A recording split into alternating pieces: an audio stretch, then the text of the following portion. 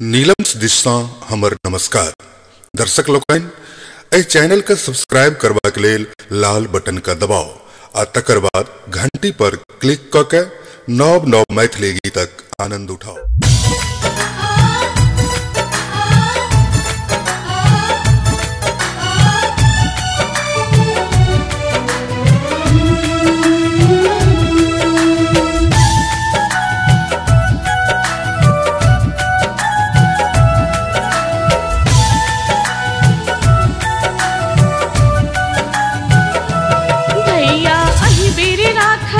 राखी केरी ध्यान यो पहले आयब गाम यो ना भैया अहि बेर राखब राखी केरी ध्यान यो पहले आयब गाम यो ना भैया अहि बेर राखब राखी केरी ध्यान यो पहले आयब गाम यो ना।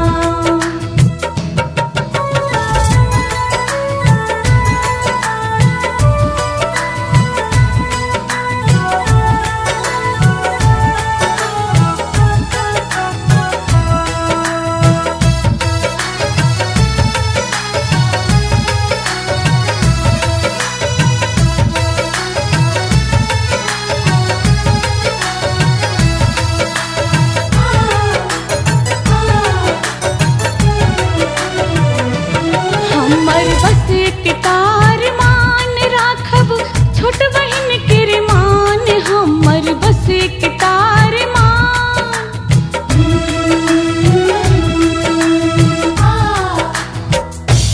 हमर बसे के तार मान राखब छोट बहन के मान भैया अहाँ ऊपर अति हमरा बहुत गुमान यो पहले आयब गाम यो ना भैया अहि बेर राखब राखी केरी ध्यान यो पहले आयब गाम यो ना भैया अहि बेर राखब राखी केरी ध्यान यो पहले आयब गाम यो ना।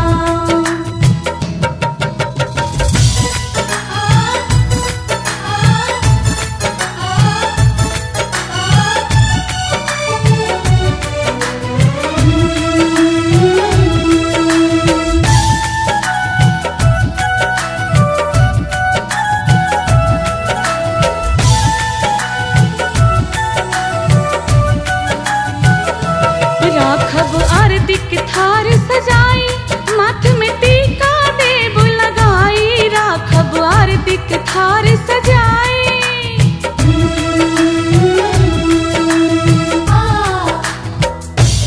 राखब आरती के थार सजाई माथ में टीका देब लगाई भैया मान जुरायत हाथ में राखी बानियो पहले आयब गाम यो ना चमकब चान सूरज सन होयत भैया नाम यो पहले आयब गाम यो ना भैया अहि बेर राखब राखी केरी ध्यान यो पहले आयब गाम यो ना।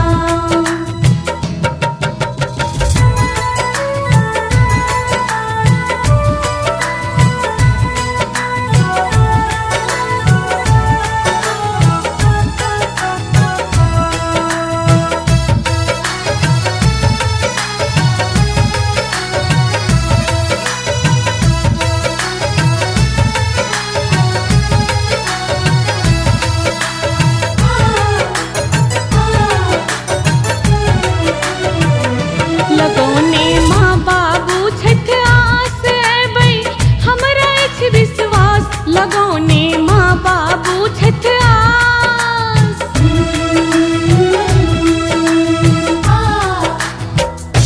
लगौने माँ बाबू छठ आस अबै हमरा अछि विश्वास अहि बेर करब न भैया सबहक मुँह मलानियो पहले आयब गाम यो ना गे बहिना नहीं कर चिंता एबो अहि बेर गाम गे राखी के छै ध्यान गे ना ये बहिना नहीं कर चिंता एबो अहि बेर गाम गे राखी के छै ध्यान गे ना।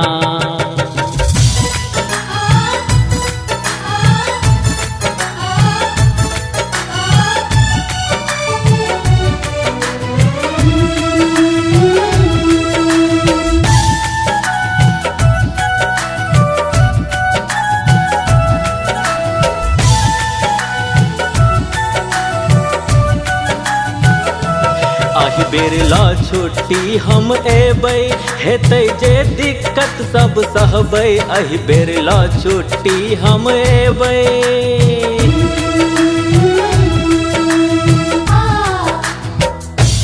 अहि बेर ला छुट्टी हम एबै हेतै जे दिक्कत सब सहबै सोनल संग बसंतो भैया एतौ गाम गे राखी के छै ध्यान गे ना।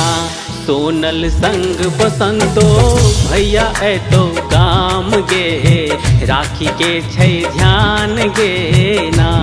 भैया अहि बेर राखब राखी के रे ध्यान यो पहले आयब गाम यो ना।